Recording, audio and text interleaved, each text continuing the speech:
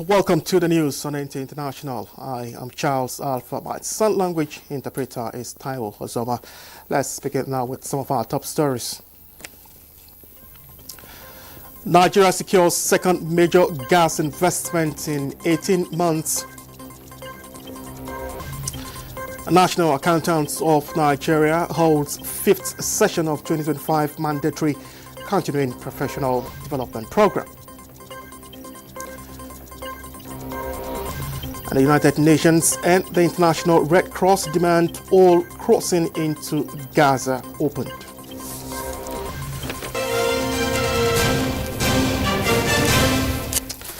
Thank you for joining us. The United Nations and the International Red Cross have called for all crossings into Gaza to be open to allow those desperately needing aid into the Israeli blockade Palestinian territory. From Apani reports, Trump made the visit to Israel, where he loaded Prime Minister Benjamin Netanyahu in an address to Parliament and leaders of Egypt, Qatar and Turkey, where they signed the declaration on as guarantors to the Gaza deal. The fragile truce in war-ravaged Gaza, introduced under U.S. President Donald Trump's plan, needs to see crossings open to flood the famine-hit territory with aid.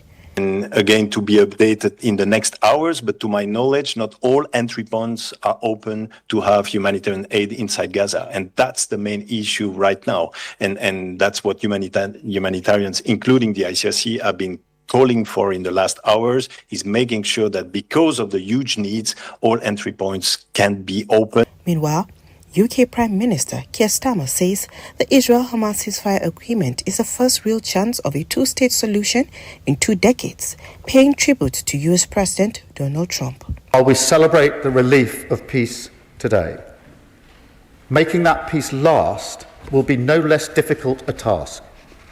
Along with our allies, our absolute focus in the days and weeks ahead is the relentless implementation of this peace plan. At the Peace Summit in Sharm el-Sheikh, Gaza, US President Donald Trump, Egyptian President Abdel Fattah al-Sisi and the Emir of Qatar Sheikh Tamim bin Hamad Al Thani and Turkish President Recep Tayyip Erdogan signed a declaration on as the guarantors of a Gaza deal aimed at ending 2 years of war. According to the declaration, the signatories pledged to pursue a comprehensive vision of peace, security and shared prosperity in the region, and also welcome the progress achieved in establishing comprehensive and durable peace arrangements in the Gaza Strip. Hamas on Monday freed the last 20 surviving hostages it held 2 years of captivity in Gaza.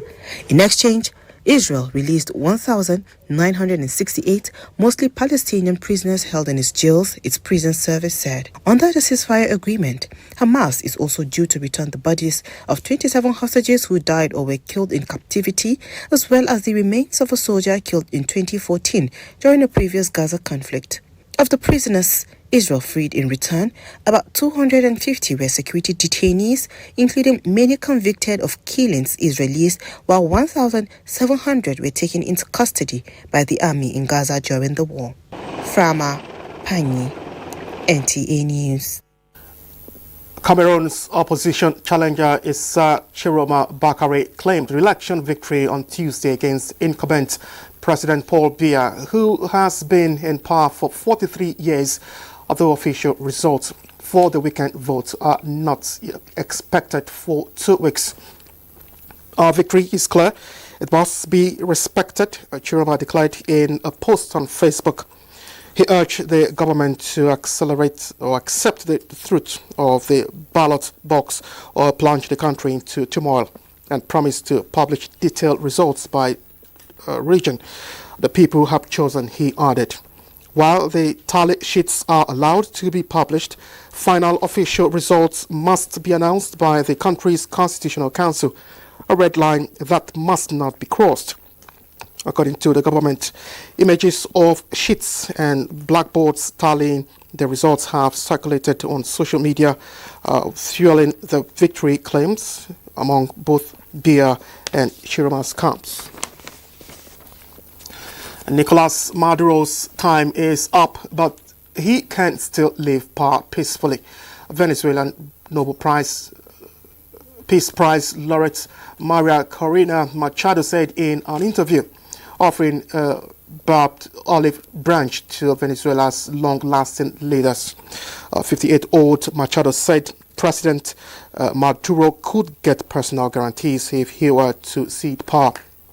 She hopes to leverage her win along with mounting pressure from the United States to oust a government that has been in power for more than a quarter of a century under Maduro and his predecessor Hugo Chavez. Now, Governor Peter Mbah of Enugu State has defected from the People's Democratic Party, PDP, to the All Progressives Congress, APC, in a major political shift that further weakens the People's Democratic Party's hold in the southeast. Mbah announced the move, framing it as a strategic realignment to reposition Enugu politically and economically. The defection followed Monday's mass crossover by members of his cabinet, local government chairmen, state lawmakers, and party executives across the 17 local government areas. Vice President Kashim Shettima led an APC delegation to Enugu to receive Mbah on behalf of President Bola Tinubu. He was joined by Senate President Godswill Akpabio, House Speaker Tajuddin Abbas, and APC National Chairman Nentawe Yilwada, and several APC governors.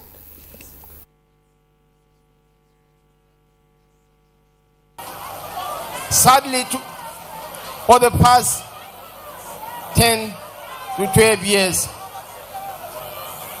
the Ndibo, one of the most vibrant ethnic groups in Africa, has been in the margin of Nigerian politics. Now, with the coming of Governor Ndubuisi Mbah, with the continuous energy being exhibited by Governor Hope Uzodimma and Governor Francis Iwipuru, I believe the Ndibo have come to the mainstream of Nigerian politics. The event held in Enugu capped days of speculations and signals growing APC inroads in a region long dominated by opposition parties. Mbah now becomes the most senior elected APC official, saying the Southeast shift analysts say could influence wider regional political dynamics ahead of 2027. And President Bola Tinubu has communicated Senate seeking confirmation of Professor George Amputan as chairman of Independent National Electoral Commission, INEC. President of the Senate, Godswill Akpabio, read the letter of request alongside other communications to the Senate from the President for approval of appointments. The request is in line with the provisions of the Constitution of the Federal Republic of Nigeria.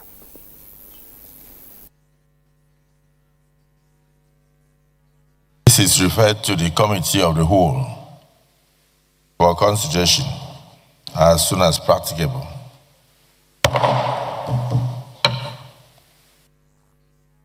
Senate has set up an ad hoc committee tasked to come up with a position paper on current discussions at U.S.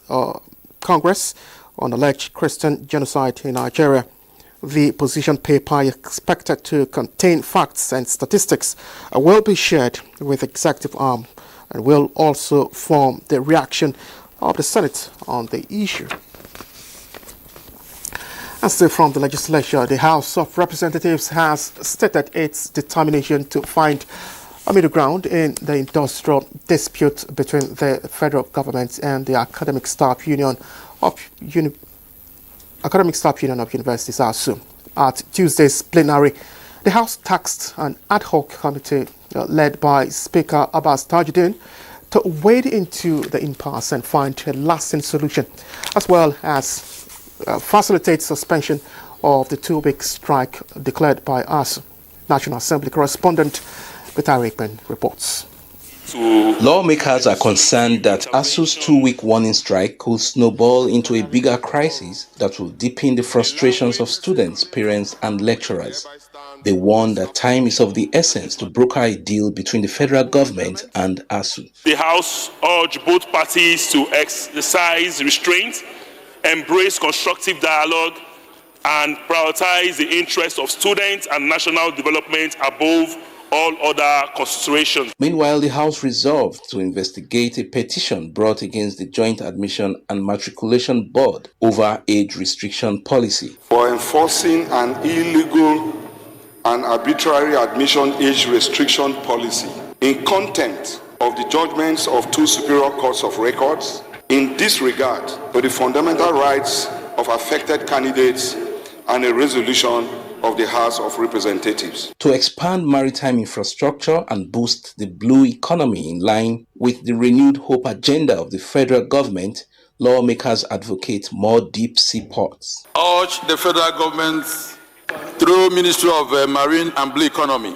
and other relevant agencies, to initiate a collaborative framework with the government of Akwa Ibom State for the establishment and realization of the Ibom deep sea ports that could attract investment worth over $5.6 billion.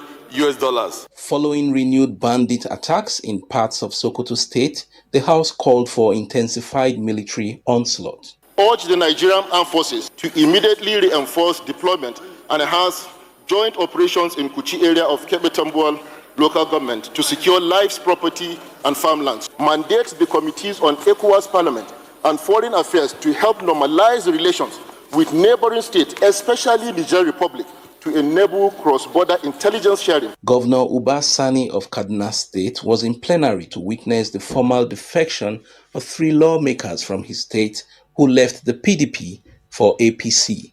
From the National Assembly, Mitaire Ikben, NTA News.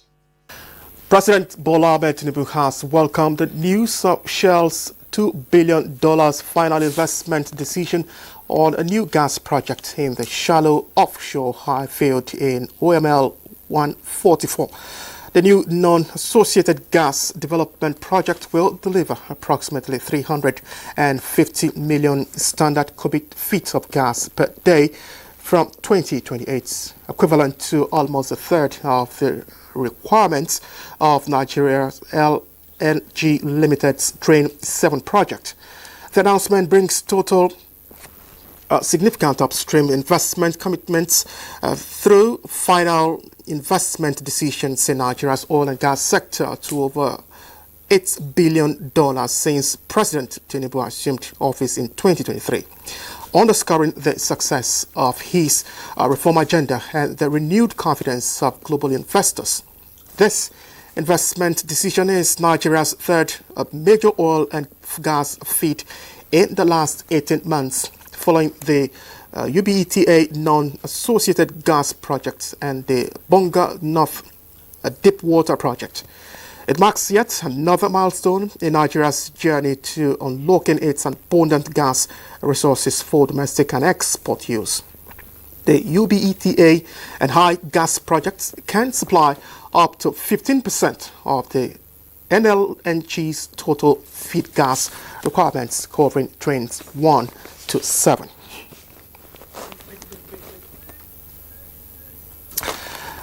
And you're still watching the news on NTA International. More reports ahead. Stay with us.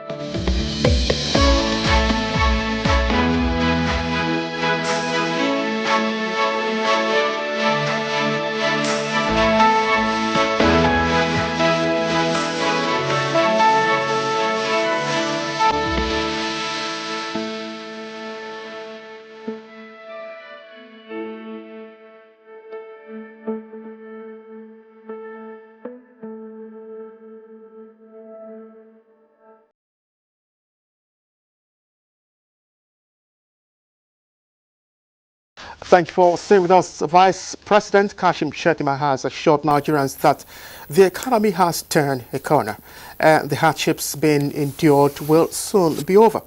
The Vice President said this at the first Nigeria Renewable Energy Innovation Forum in Abuja, where he emphasized that Nigeria must not only participate in Africa's renewable energy drive, but must lead it. Dennis Adeguloye reports. This first Nigeria Renewable Energy Innovation Forum, convened by the Rural Electrification Agency, REA, is seeking investments in local production of renewable products. And for Vice President Kashim Shettima, it serves as a platform to establish Nigeria as a hub for renewable energy manufacturing in Africa, and Nigeria's energy transition presents an investment opportunity of over $410 billion between now and 2060.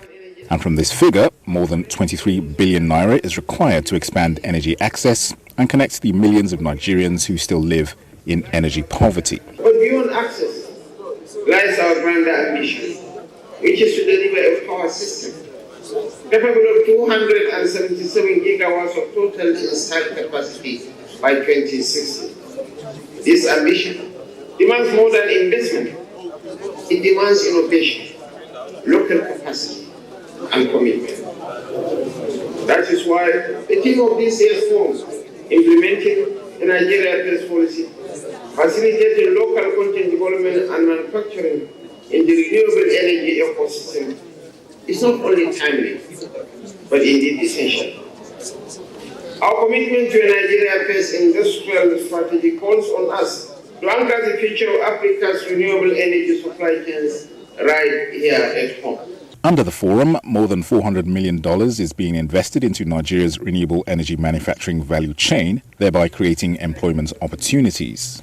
These investments are projected to create over 1,500 direct jobs across multiple states and reflect growing global confidence in Nigeria's clean energy industrialization drive. Within our sector, the Nigerian First policy reflects our determination to ensure that the next generation of clean energy technologies, from solar panels to battery energy storage systems, deployed across the country, proudly carry the label made in Nigeria. Each partnership formed here, Your Excellency, will contribute to answering a single question. That is, how do we ensure that Nigeria not only participates in, but leads the renewable energy revolution in Africa? As the world races towards net zero emissions, the consensus at this forum is that Africa cannot and must not be left behind. In Abuja, Dennis Adegunloye, NTA News. The African Climate Forum, a premier continental conference that brings together leading minds from across Africa and beyond to chart actionable net zero pathways, has commenced in Abuja, Nigeria. This year's theme, Bolder, Greener and Better Steps, Closing Transition Gaps, provides a platform for consolidating Africa's positions on climate action, fostering a collaboration driven by innovative, nature-based solutions to environmental challenges. Since its inaugural edition in 2023, the African Climate Forum has stood as a beacon of hope, innovation and collaboration. For a continent bearing the brunt of climate change, the urgency for decisive action has never been greater. Stakeholders remain resolute in their mission to drive meaningful climate progress across Africa. Despite several financial pledges made at global climate conferences, Africa continues to struggle with systematic gaps that limit its ability to secure fair and equitable deals. We must make Article 6 not just a carbon market mechanism, but a vehicle for development cooperation. Climate change issues across Africa, and in particular climate justice, are of import to the Nigerian people. With the theme Bolder, Greener, Better, Closing Transition Gaps in Africa, organizers believe the continent must lead with courage, embracing innovation, nature-based solutions, and a transition that works for all through stronger collaboration and investment. The Africa Climate Forum has emerged as a cornerstone of the global climate action. The decisions we make today will shape the world we live for the future generations. The pressing question is no longer what Africa needs, but what Africa will decisively choose to do differently. Over the next 2 days, the summit will also showcase exhibitions highlighting government and indigenous efforts towards achieving Nigeria's net zero ambition. Charles Alpha. The federal government is pushing for the enactment of 2 legislations to combat cybercrimes in the country. When enacted, the acts will replace the Cybercrimes Prohibition Prevention Act 2015. The Latumbi of our Judiciary Desk reports. This is the annual Cybercrimes Awareness Campaign and the second national consultations on the cybercrimes legal framework in Nigeria. The forum is a national consultation shaping the 2 bills. The first focuses on cybercrime as a criminal justice instrument, and the second bill is on cybersecurity governance and critical infrastructure protection. Participants at the week-long forum have the view that the 2 legislations will establish a robust, modern legal architecture that reflects global best practices in line with the Budapest Convention and the United Nations Convention on Cybercrime 2024. The proposed legislations, when passed into law, will ensure that Nigeria's digital sovereignty is protected under the rule of law. The increasing complexity around cybercrimes demands a whole-of-government and whole-of-society response, and Nigeria's response has been deliberate and evolving. To effectively address these challenges, there is an urgent need for a coherent and well-informed legal and institutional response. Participants believe strongly that the theme of the national consultation towards a coordinated and informed national response to cybercrime is not a slogan, but a national imperative. When we speak about cybercrime, it's not just cybercrime, but also electronic evidence, which is pivotal and very volatile. It is our honor and our privilege to work with Nigerian government law enforcement to tackle cybercrime. The digital domain has become the new battlefield of economic survival, public trust, and national security. Hence, Nigeria cannot stand as a passive observer in this war without borders. In Abuja, Dele Atumbi, NTA News. A Nigerian sculptor with a decade of experience in the crafts has gifted the Nigerian Television Authority NTA a sculpture crafted from royal stone with the station's logo. This gesture he explains stems from his profound admiration for NTA's unwavering dedication to fulfilling its mission across Nigeria and beyond.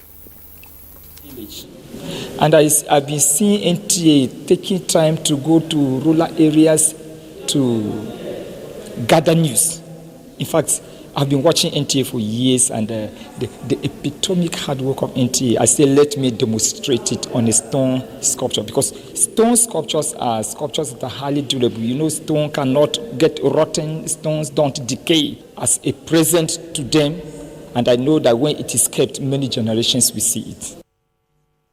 Hamid Dembas, Director General of NTA, represented by the Executive Director of Administration and Training, commended the sculptor's efforts and pledged support to foster more vibrant artistic platforms that will contribute to national development.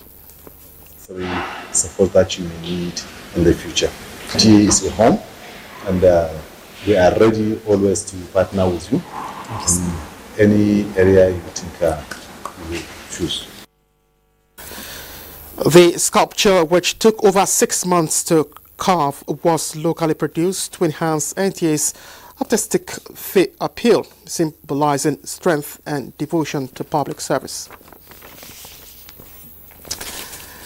Now, accounting professionalism demands sufficient allocation and utilization of resources to ensure maximal value for citizens. These are words of President and Chairman of Council Association of National Accountants of Nigeria, ANAN, and its 5th session of 2025 mandatory continuing professional development program held at Ahmadu Bello International Conference Center, Bauchi. Muazu Hassan reports.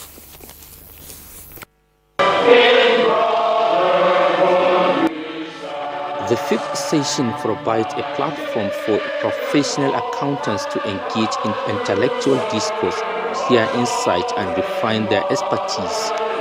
As professionals, key role in driving financial integrity, corporate accountability, and public trust.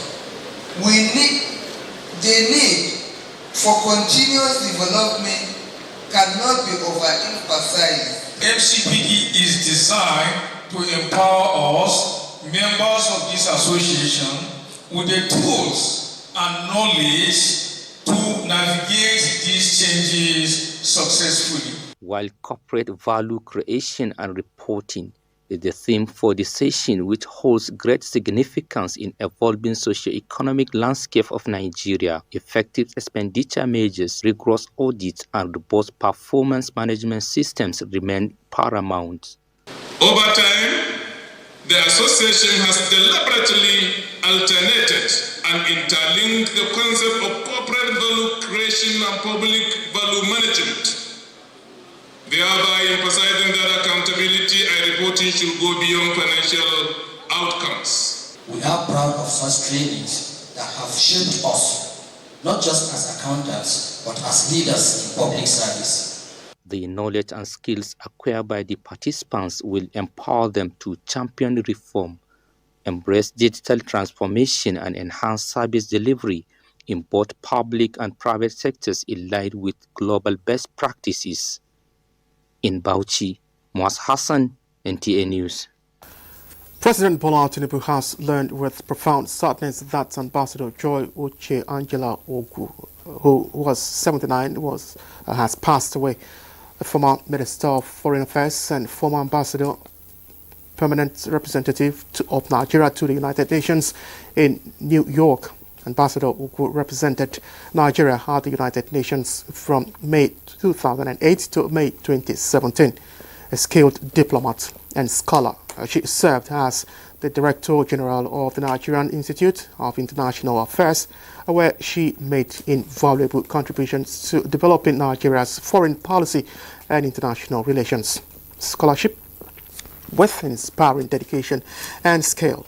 She presided over the United Nations Security Council twice, first in July 2010 and again in October 2011. President Tinubu extolled the late ambassador for projecting Nigeria's voice with clarity and purpose and working tirelessly for global peace, disarmament, international security, and the advancement of women's rights. The President extends his heartfelt condolences to Ambassador Ogu's 5 children, grandchildren, sisters, and brothers, the entire Ogu family, and the diplomatic and academic community, mourning the passing of the distinguished diplomat. President Tinubu prays for the repose of her soul and for divine comfort for all who mourn the diplomat. This is where we end the news. Many thanks for being part of it. I am Charles. Alpha Taiwo Zoma has been our sign language interpreter.